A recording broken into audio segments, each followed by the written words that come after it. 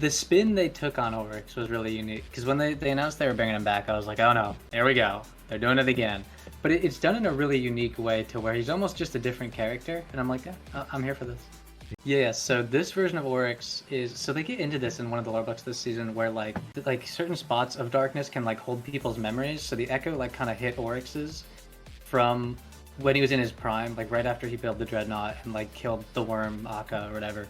So he's like completely following the sword logic. There's a lot of dialogue I got in the Nether after beating the story where he just started shit talking Crota because Crota died and he was like, well, why did I care? Like, why did I care to fight you about that? Like, if he died, he deserved it, and like so do I. Like, he's still super like into the sword logic and everything, and I'm like, this is sick. Like, that's a crazy angle to take this character.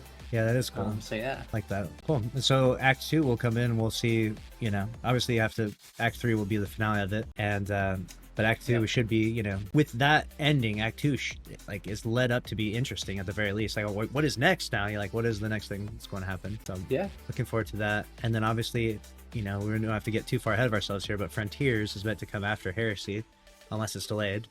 The date in game is still there. If you go to the what is it? The Guardian Ranks tab, you can still see it ends in, what is it, 134 days and 15 hours, which would put it on July 15th, which would still put the raid over GCX weekend, which is definitely an issue that I hope they address. Yeah. Yeah, because if the raid... Like, I know the GCX date can't change, so like, I think they'll change it. Because that's so bad for all parties, you know? Like, it's either going to be less people doing the raid or less people at GCX. Like, either way, it's bad for both of them. Yeah, so to understand the context of all that, Chad, in case some of those terms didn't mean anything to you, which most of you will know, because if you're watching a podcast 50 minutes in, you know what we're talking about. But GCX is the big gaming community expo charity event that has a physical location in Florida where the community members meet up, mostly Destiny community, but also like everyone's welcome too. But it's like, it started off as a Destiny thing, and it kind of just has been grandfathered in every year, where like Dado is there and Azdacross is there and like Fallout Plays is there and all these content creators there. I go there and stuff like that, right?